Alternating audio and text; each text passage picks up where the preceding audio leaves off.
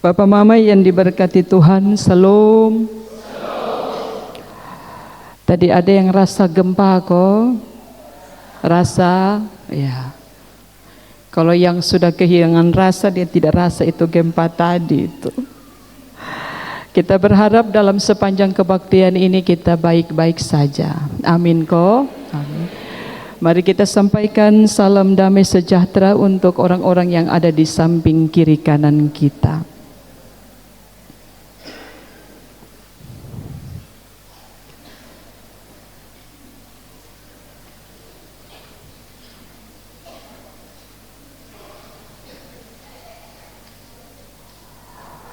Bapak Mama yang diberkati Tuhan, di tanggal 6 Agustus 1945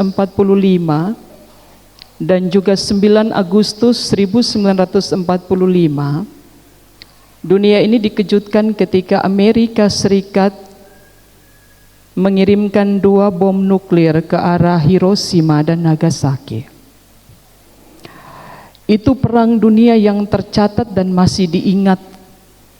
Bahkan dampak dari bom nuklir yang dikirimkan oleh Amerika kepada Jepang, khusus di dua tempat itu menyimpan banyak cerita pahit untuk mereka yang pernah mengalaminya.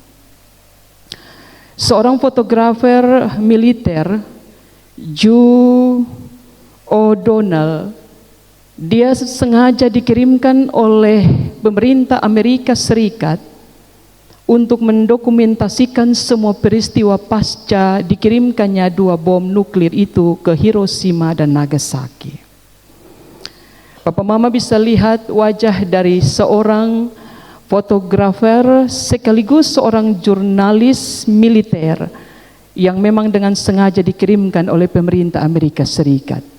Selama 7 bulan dia mendokumentasikan semua sudut tempat Hiroshima dan Nagasaki yang luluh lantak, yang juga dia dokumentasikan bukan hanya tempat tetapi wujud dari mayat-mayat, bahkan orang-orang yang juga masih hidup. Salah satu yang dia tangkap dalam kameranya adalah seorang anak laki-laki usia remaja yang sementara sedang menggendong saudara laki-lakinya. Ketika jurnalis sekaligus fotografer yang berjabatan sebagai seorang militer Amerika ini diwawancarai dengan beberapa foto-foto yang cukup mengguncang dunia, dia mencoba untuk menceritakan kronologis ceritanya. Yang pertama, dia bilang begini. Ini adalah wajah seorang anak laki-laki usia remaja yang sementara sedang menggendong saudara laki-lakinya. Dia tegak berdiri tanpa bicara. Dia tidak bergerak dengan tatapan kosong. Sementara sedang mengamankan jasad dari korban bom nuklir itu untuk dibakar atau untuk dikremasi. Lalu ada beberapa dekati anak ini, dan kemudian salah satu itu dia berkata kepada ini anak, turunkan beban itu dan biarkan dia berada di bawah.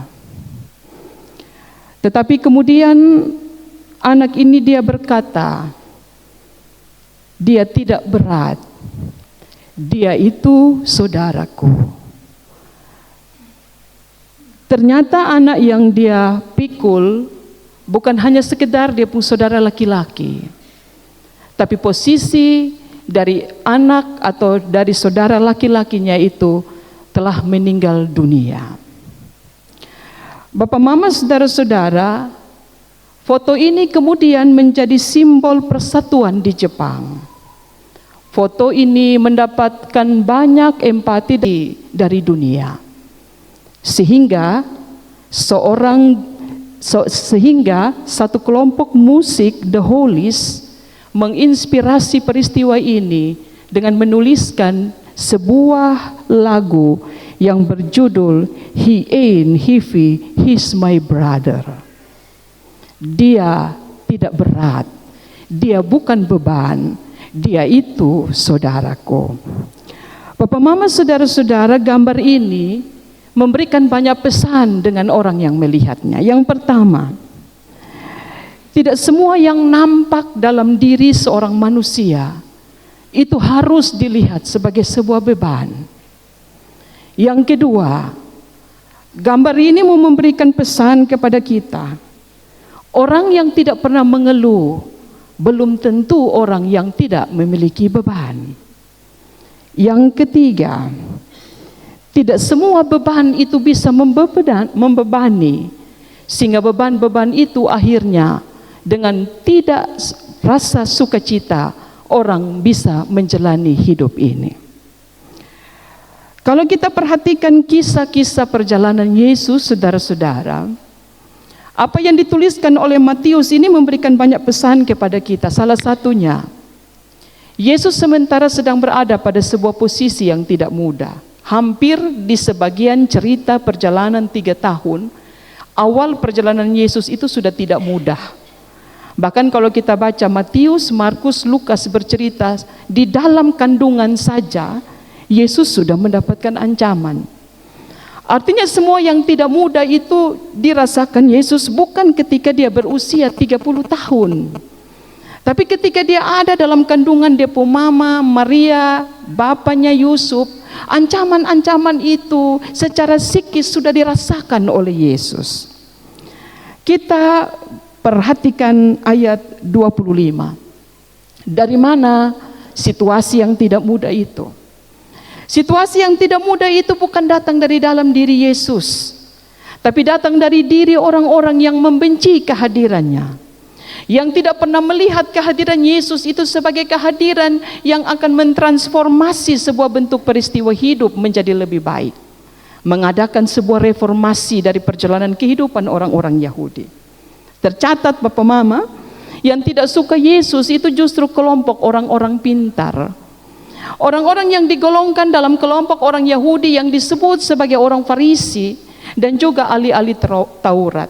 Ini kelompok-kelompok yang jauh lebih banyak menghadirkan pertentangan-pertentangan baru. Jadi di mana ada Yesus, Yesus melakukan sebuah perbuatan yang paling tidak mengembalikan kehidupan orang lain menjadi lebih baik, selalu saja mendapat umpatan, hujatan dan celaan, bahkan kritikan yang pedas dari dua kelompok besar ini. Karena itu ayat 25, di situasi yang sulit itu Yesus buka dengan sebuah ungkapan. Aku bersyukur karena semua itu engkau sembunyikan bagi orang bijak. Siapa itu orang bijak?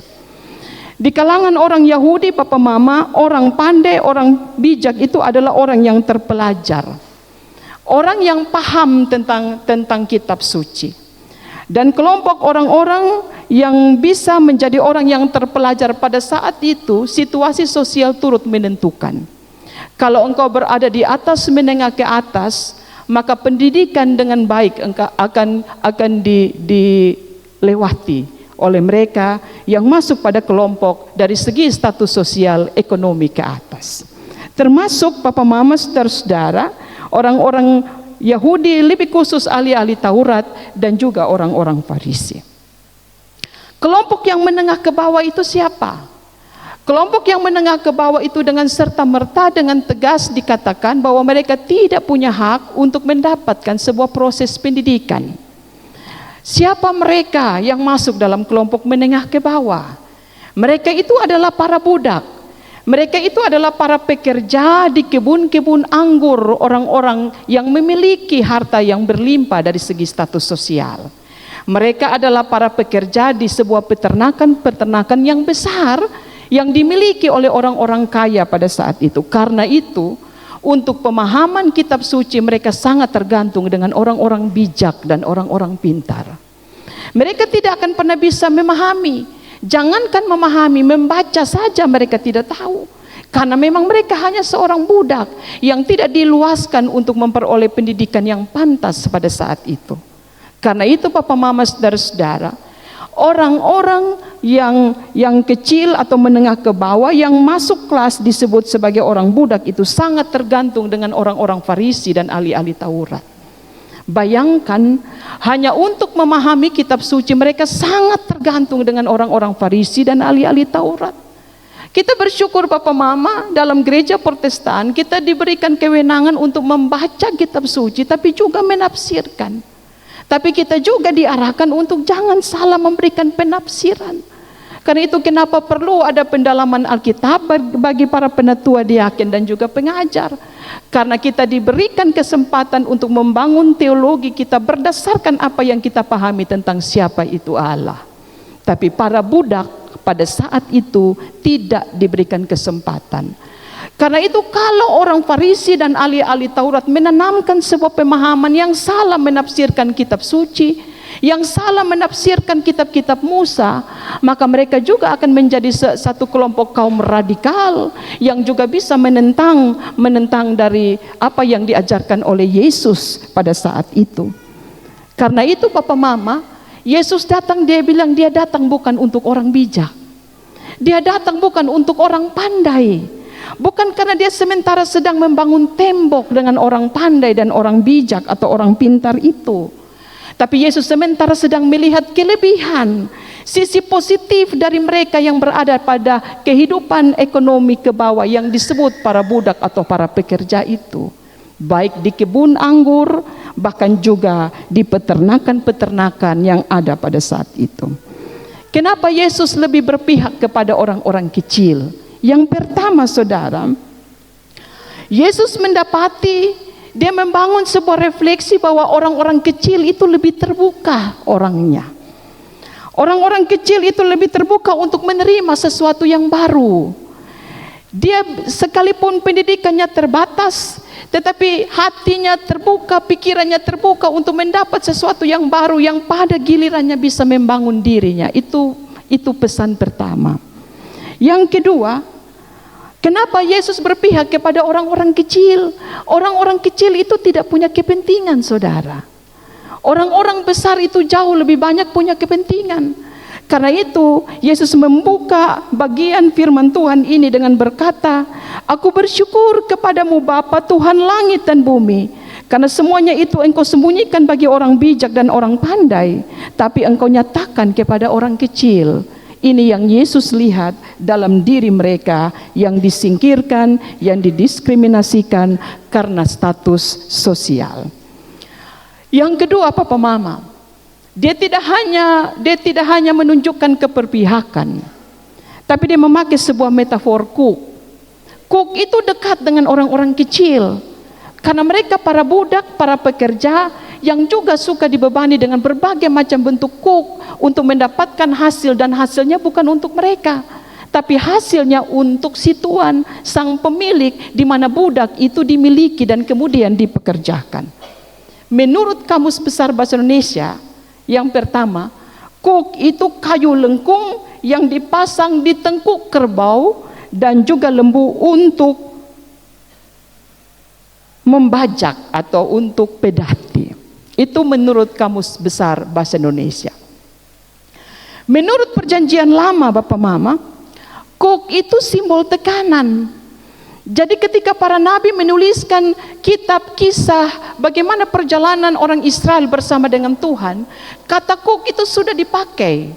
Jadi kata kuk bukan baru dipakai dalam Perjanjian Baru ketika Yesus muncul, tapi sudah dipakai dari zaman Perjanjian Lama, sehingga kuk itu tidak hanya simbol tekanan kehidupan, tekanan tuntutan kehidupan yang dilewati oleh orang Israel, sebagaimana dikatakan Yesaya 58 ayat 6. Tapi kuk juga dilihat sebagai simbol ketaatan umat Israel kepada Tuhan. Kuk menurut Perjanjian Baru ada juga. Jadi kuk menurut Perjanjian Lama tidak selalu sama dengan kuk menurut Perjanjian Baru. Kuk perjanjian Baru itu Papa Mama tertulis, itu simbol tekanan akan aturan-aturan yang dibuat dan dilegitimasi oleh ahli-ahli Taurat dan juga ahli-ahli Taurat dan orang-orang Farisi untuk mengatur kehidupan dari orang-orang Yahudi pada waktu itu. Mereka melegitimasi berbagai macam bentuk aturan, lalu kemudian mewajibkan dan mengharuskan semua orang yang berstatus sebagai orang Yahudi itu harus penuhi itu, harus, tidak pakai dipilih. Jadi semua yang sudah dilegitimasi sebagai bagian dari aturan agama Yahudi, bagi ini ahli-ahli Taurat, semua orang Yahudi tidak boleh tidak melakukannya. Tapi Yesus melihat justru peraturan-peraturan yang dibuat, yang kemudian dilegitimasi oleh ahli-ahli Taurat dan orang-orang Farisi, itu hanya diperuntukkan untuk orang Yahudi, tapi tidak diperuntukkan untuk mereka.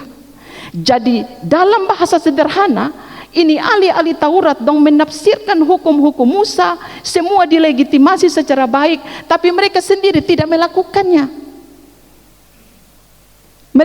Mereka menghindari itu. Sehingga Matius 23 ayat 4, kalau Bapak Mama perhatikan, Yesus bilang begini, mereka ikat beban dengan hukum-hukum itu, lalu diletakkan di bahu orang, tetapi mereka tidak mau menyentuhnya. Bapak Mama, saudara-saudara, Yesus melihat bahwa ada penyelewengan, ada pemakaian otoritas sebagai pemangku tertinggi dalam kalangan kehidupan orang Yahudi. Karena itu dia bilang begini, di dalam kesaksian, dia mengamati orang yang punya beban itu, Papa Mama, kalau orang sekalipun dia tidak menceritakan, kita bisa membacanya dari bahasa tubuh. Orang yang sementara sedang bergumul dengan kehidupan, sekalipun dia tidak bercerita secara terbuka dan transparan untuk hidup saudara, tataplah matanya, saudara akan menemukan ada satu beban perjalanan kehidupan yang sementara sedang tidak mudah untuk dilewati. Tidak perlu saudara menuntut dia untuk bercerita. Karena itu kenapa Papa Mama membangun empati dan simpati untuk melihat orang lain itu penting. Tidak butuh sebuah penjelasan, cukup kita melihat, cukup kita bercerita. Lalu kalaupun cerita itu hanya cerita yang pendek, tapi kita memastikan dia sementara sedang bergumul dengan sebuah peristiwa hidup yang bisa jadi tidak lagi kuat untuk dia lewati. Karena itu ketika Yesus dia ada di tengah-tengah orang-orang Yahudi, bahkan non-Yahudi, dia tahu mereka sementara sedang dibebani dengan kuk yang berat. Kuk tentang aturan dari agama orang Yahudi yang tidak membebaskan, tetapi justru yang menjermuskan mereka masuk ke dalam dan membuat mereka tidak bisa diselamatkan oleh Allah. Karena itu yang pertama, ketika Yesus menghampiri banyak orang Yahudi, orang Yunani, Yesus bilang begini, belajarlah daripadaku. Apa yang ditawarkan oleh Yesus itu juga dibuat oleh dirinya. Dia sementara sedang mau kasih tahu, kalau ahli-ahli Taurat menawarkan sesuatu tapi mereka menghindari aturan-aturan itu, Yesus mau bilang, apa yang aku ajarkan akan juga aku lakukan. Yang kedua, dia bilang begini dalam ajakannya, marilah kepadaku, belajarlah daripadaku, semua yang letih lesu dan juga berbeban berat. Papa Mama, dia bilang begini, aku tuh lemah lembut. Aku lemah lembut, rendah hati. Ini bukan sikap Yesus yang mellow gitu. Ini bukan sikap Yesus yang kalau omong pakai nada dasar paling rendah. Ini bukan sikap Yesus yang menunjukkan dalam menegur dia selalu pakai kata-kata yang juga bisa meninabobokkan seseorang. Tapi kata lemah lembut ini mau mengatakan kepada kita bahwa Yesus sementara sedang menyatakan sebuah sikap keperpihakannya kepada mereka yang sementara sedang terbeban. Beban-beban kehidupan yang sementara sedang dia lewati. Yesus juga tidak sementara sedang mencari posisi aman, saudara. Jadi dia bilang begini, aku lemah lembut. Kalau engkau salah, aku tetap lemah lembut. Tidak. Kalau engkau salah, aku tidak akan memberikan teguran kepadamu karena aku lemah lembut. Tidak. Yesus mengatakan aku lemah lembut. Dia tidak sementara sedang mencari posisi aman, lu diam, lu aman. Seperti pernyataan banyak orang yang selalu kita dengarkan ketika banyak orang mulai ingin mengungkapkan sebuah kebenaran. Lu diam, lu aman gitu. Yesus tidak, saudara. Karena bagi Yesus, dia sementara sedang ada memposisikan dirinya dengan setiap pergumulan-pergumulan hidup yang diperhadapkan kepada semua orang yang dia jumpai. Tapi yang kedua, saudara, Ini ajakan dari Yesus ini bukan juga sementara sedang memindahkan yang sulit, yang sukar menjadi sesuatu yang gampang. Dia tidak sementara sedang menjatuhkan sebuah level tertinggi dari sebuah perjuangan orang Yahudi untuk menunjukkan ketaatan kepada Allah melalui hukum Taurat. Tidak, saudara. Tapi Yesus sementara sedang memposisikan bahwa lakukanlah semua hukum Musa. Bahkan dia berkata dalam banyak kesempatan, justru aku adalah hukum Musa yang hidup. Kalau dulu perjanjian lama orang Israel baca hukum Musa secara tertulis, maka perjanjian baru Yesus mau bilang, hukum Musa itu tidak lagi perlu engkau baca dan engkau lihat, engkau dengarkan. Tapi hukum Musa itu hidup dalam hidupku. Akulah hukum Musa yang dilihat, yang disaksikan dengan mata, bukan lagi dengan telinga. Bapak, mama, saudara-saudara, yang buat beda antara kuk orang Yahudi yang dilegitimasi oleh orang-orang Farisi dan ahli-ahli Taurat dengan Yesus adalah yang mereka lakukan itu adalah yang Yesus lakukan itu adalah bukti ketaatan dia kepada Bapa, begitu. Tapi bukti dari orang-orang Farisi dan ahli-ahli Taurat melakukan hukum-hukum itu hanya bentuk ketaatan mereka bukan kepada Allah, tetapi ketaatan kepada hukum Taurat. Ini yang dikritisi oleh Yesus. Sehingga hukum-hukum yang ditawarkan oleh Yesus, kuk yang ditawarkan oleh Yesus, itu adalah kuk yang membebaskan, bukan kuk yang menindas, bukan kuk yang mematikan. Karena kuk yang dipasang oleh Yesus itu diterima dalam kesadaran.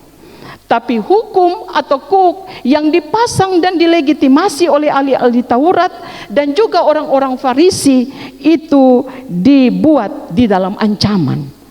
Jadi kalau orang Farisi tidak melakukan, orang-orang Yahudi tidak melakukan, maka akan ada ancaman.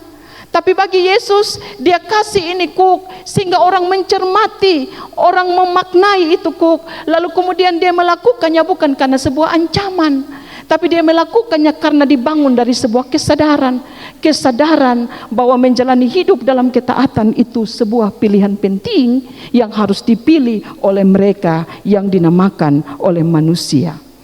Ada beberapa hal, Bapak Mama. Yang pertama, ajakan juru selamat ini sebuah penawaran. Yesus menawarkan sebuah hubungan. Tapi ini bukan hubungan biasa, saudara. Bukan hubungan antara seorang teman yang justru baru kenalan di dunia maya. Tapi ajakan Yesus ini adalah sebuah hubungan yang ditawarkan oleh Yesus kepada saudara dan saya. Ketika kita menjalani kehidupan ini, dia disebut sebagai hubungan yang bukan hubungan yang biasa, karena hubungan ini akan berdampak bukan hanya antara kita dengan Tuhan, tapi antara kita dengan sesama. Jadi dalam hal mana saudara dan saya melihat Tuhan, dan dalam hal mana saudara dan saya bisa melihat sesama, dan dalam hal mana saudara dan saya bisa melihat diri sendiri. Ini tujuan dari hubungan ini.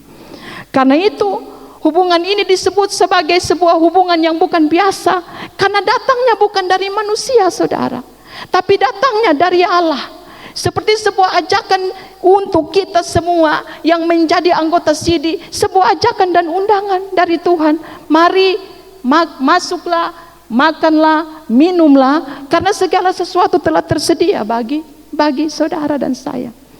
Hubungan ini bukan biasa, karena di dalam hubungan ini kita harus bisa memahami siapa diri kita. Kita harus juga bisa memahami diri orang lain. Tidak sedikit, Papa Mama, orang lain itu selalu dilihat sebagai beban.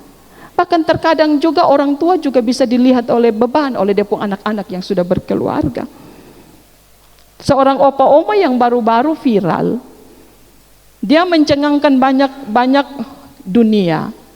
Papa Mama juga mungkin sudah lihat di Facebook.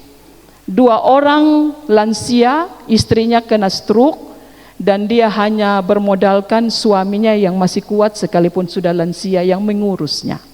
Tapi kemudian justru didapati kedua-duanya meninggal setelah 1 bulan, dilihat, dipantau oleh tetangga sekelilingnya. Itu mereka dua tidak keluar-keluar selama 1 bulan. Dobrak pintu, lihat sudah menghitam, sudah jadi mayat. Di mana anak-anak mereka? Anak-anak mereka masih hidup. Bahkan salah satunya itu dipantau tinggal tidak jauh dari lokasi kedua orang tuanya. Terkadang Bapak Mama, orang lain itu dilihat sebagai beban. Bahkan saudara juga bisa dilihat sebagai beban. Orang tua yang melahirkan anak-anak juga bisa dilihat sebagai beban. Foto seorang anak laki-laki di Hiroshima dan Nagasaki yang mengguncang banyak dunia memberikan pesan kepada kita. Kalau beban, lihatlah beban itu sebagai sebuah beban.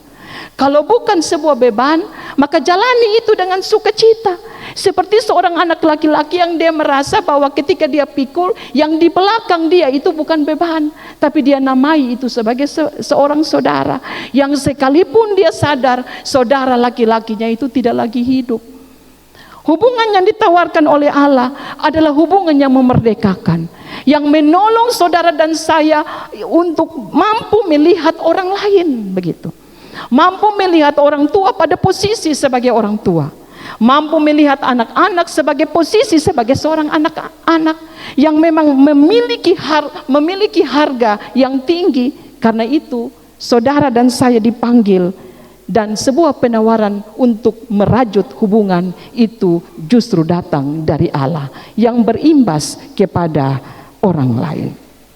Yang kedua, ajakan dari Yesus ini kepada kita untuk memikul dia punya kuk yang dia tawarkan, itu bukan omong tentang berat, saudara. Kuk yang ditawarkan oleh Yesus itu bukan omong tentang soal angka. Berapa besar kuk itu? Berapa beban pon atau kilogram yang kalau kita pikul bisa menyita dan menguras kita pun keringat? Tidak, saudara. Dia panggil, dia menciptakan sebuah hubungan, dia menawarkan sebuah hubungan. Karena ketika saudara dan saya menjalani kehidupan ini, Allah tahu batas kemampuan saudara dan saya. Ingat, di setiap kita bukan omong tentang batas kemampuan fisik, tapi di setiap kita Allah melihat dan menghargai batas kemampuan saudara dari segi spiritualitas.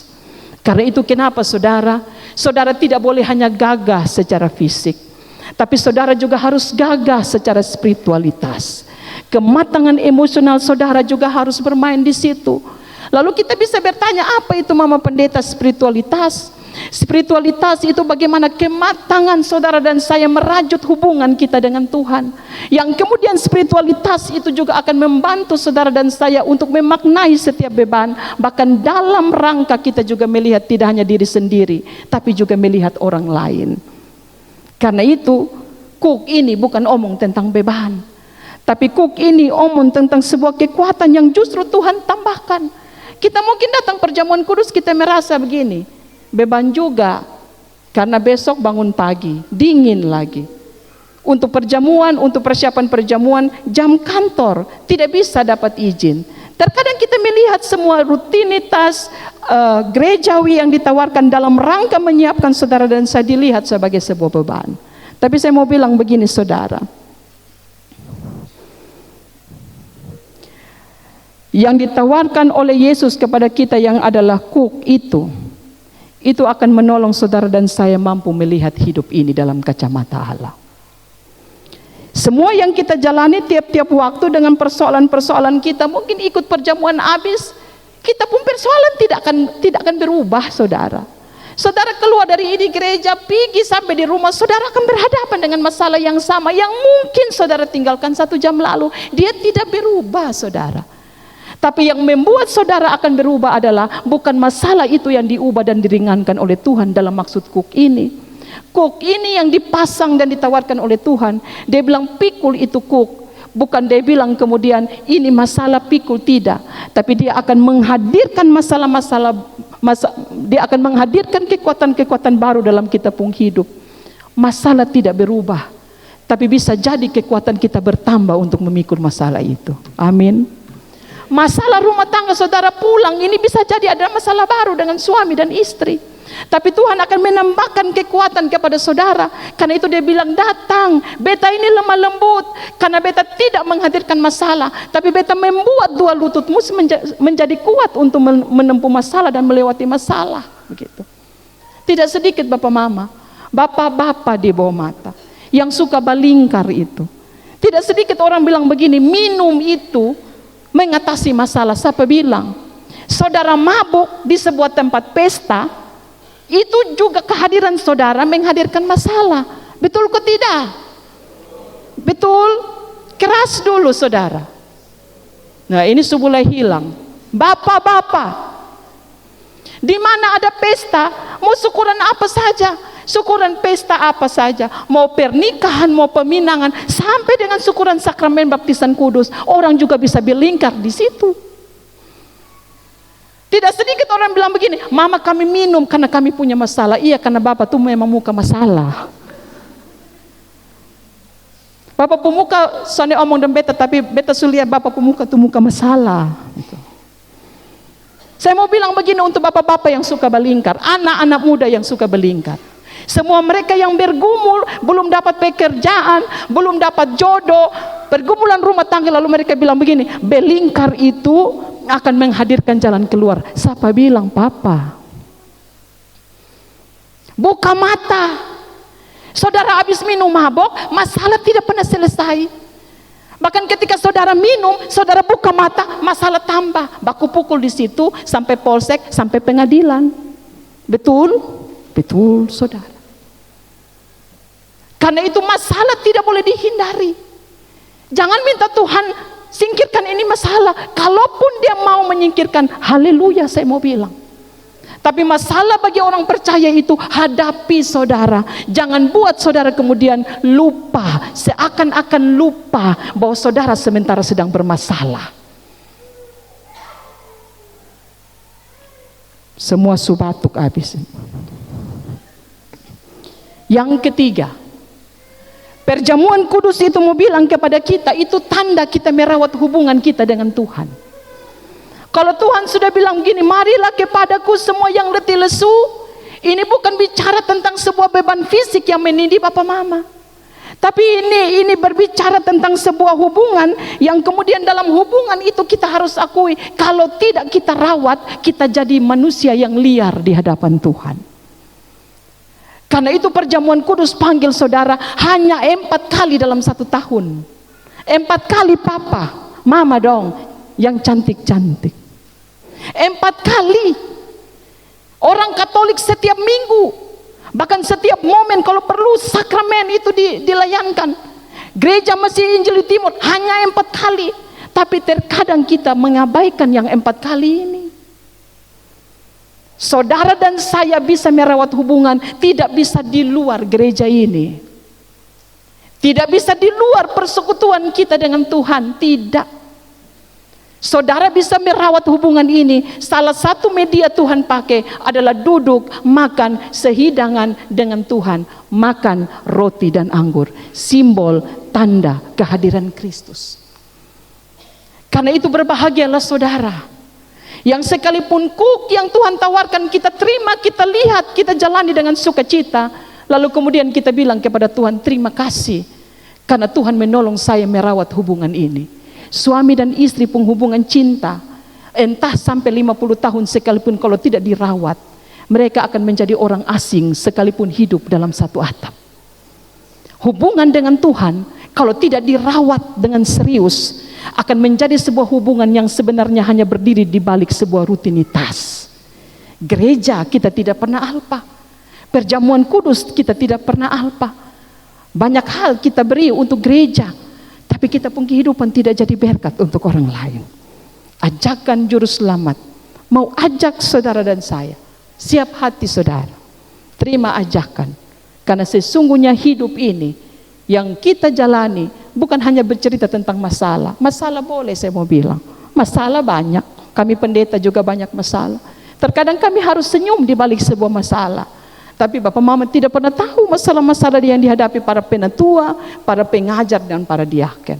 Tapi ingat, bagi orang Kristen yang membedakan orang Kristen dengan orang dunia, justru di dalam masalah saudara bisa berjumpa dengan Tuhan. Amin.